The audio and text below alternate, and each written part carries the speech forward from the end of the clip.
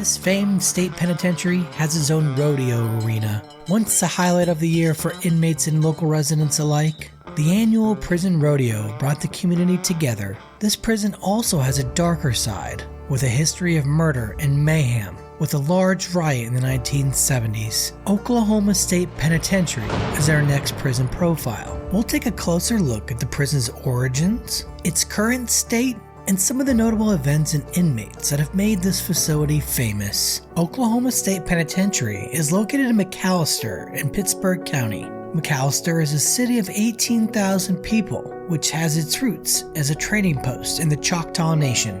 Prior to the penitentiary opening, McAlester had a meager population of 646 in 1900, but it would balloon to over 10,000 by 1910. The town is located along Jefferson Highway, or US Route 69. Prior to being built, many towns in Oklahoma petitioned the government to have the prison in their town, as it was seen as an economic boom.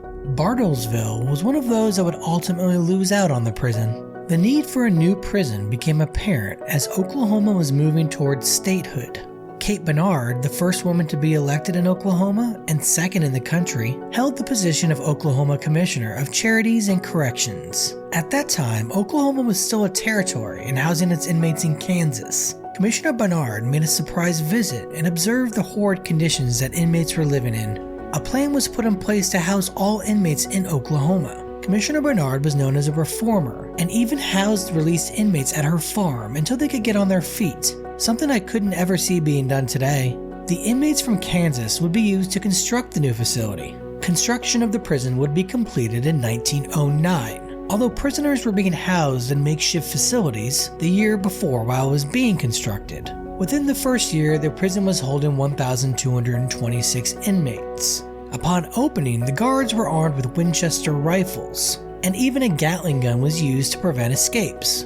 It was reported by the Muskogee Times-Democrat that Charles Williams was the first offender to have the honor to be sentenced to the new prison. He received a 2-year sentence for stealing a horse. The prison would sit on 1,556 acres and would cost the state $850,000. Today, that would be over $28 million. The original facility was modeled after the famed United States Penitentiary at Leavenworth. This was a massive project, with 6,250 cubic yards of concrete used on the walls alone. The new prison also had a shoe manufacturing plant and a tailor shop. At this time, female inmates were also housed at the prison. They were housed on the 4th floor of the West Cell House.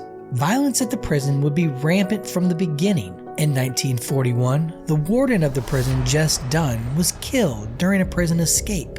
4 inmates took the warden hostage and were able to escape with him in a state-owned vehicle. 3 of the inmates would be killed in a gunfight with the county sheriff, Walter Haggard. He was praised for single-handedly taking out 3 of the escapees.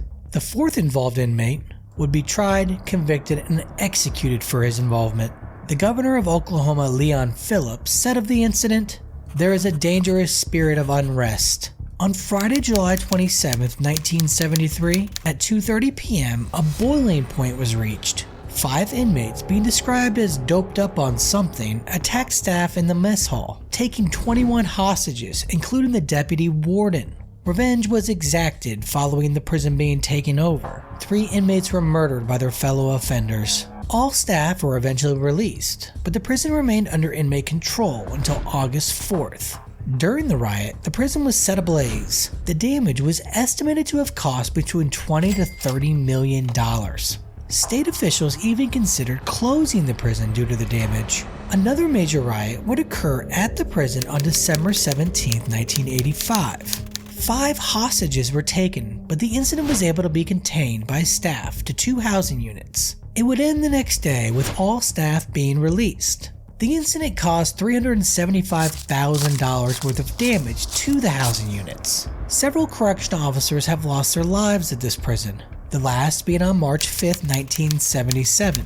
Albert Cox supervised the farm operations for the prison. It was discovered that an inmate was missing, along with Cox. The inmate Edward Hall had killed Cox and put his body under chicken feed sacks. Hall would be later captured in Denver, Colorado by the FBI. Eventually, he would be convicted of second-degree murder and received a life sentence.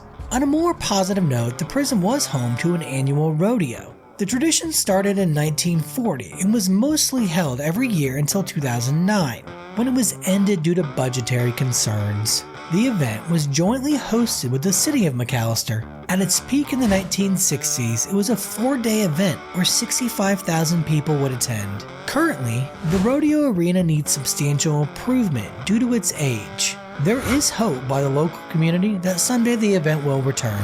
Let's move on to some current stats for the prison. But first, if you enjoy my prison profiles, be sure to hit that like button and subscribe so you don't miss any of my new content. While the prison has an operating capacity of around 1,100 inmates, for most of its history, it operated way over capacity. By the early 1970s, it was operating at double capacity. The population today typically hovers around 850. In 2020, 80% of all offenders are serving life sentences for violent crimes.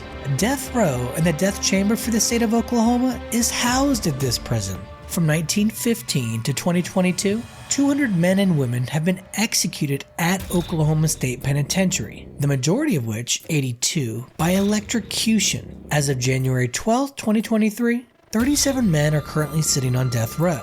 There are 5 executions scheduled in 2023, with Richard Glossip having his date with death on May 18, 2023. Glossip was originally convicted in 1998 of murdering a man with a baseball bat. Over the last several years, there has been additional violence at the prison.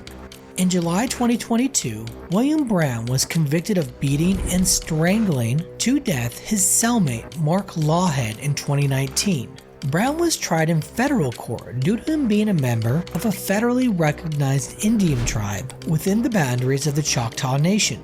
Brown was also a validated member of the Indian Brotherhood Gang. Also in 2019, one convicted murderer killed another convicted murderer. Raymond Pilato was accused of killing his cellmate, Anthony Palma. Presumably, Pilato did not like that Palma's victim was a child. The mother of Palma's victim, upon hearing of his death, said, "I forgave a nameless, faceless predator a decade ago. I can't back off the forgiveness." There have also been several high-profile inmates to serve their time at Oklahoma State Penitentiary. Roger Stafford was a serial killer who was executed at the prison in July 1995. He murdered a family in 1978, then went on to kill 6 employees at a sirloin stockade restaurant in Oklahoma City. Stafford's wife believed he was responsible for 34 murders in 7 states. Famed Depression-era bank robber Arthur Doc Barker, and member of the Barker Carpus Gang, was incarcerated at Oklahoma State Penitentiary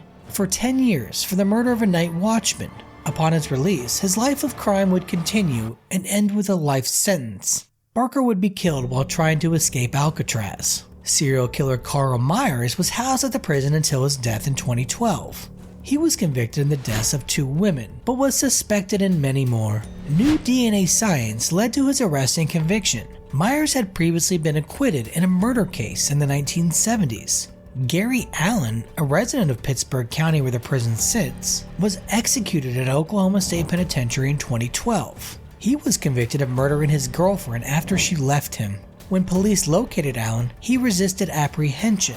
The officers shot Allen in the left eye, causing permanent damage. Allen wore an eye patch throughout his time in prison. This was another chasing crime profile of Oklahoma State Penitentiary. Let me know in the comments your thoughts on this prison.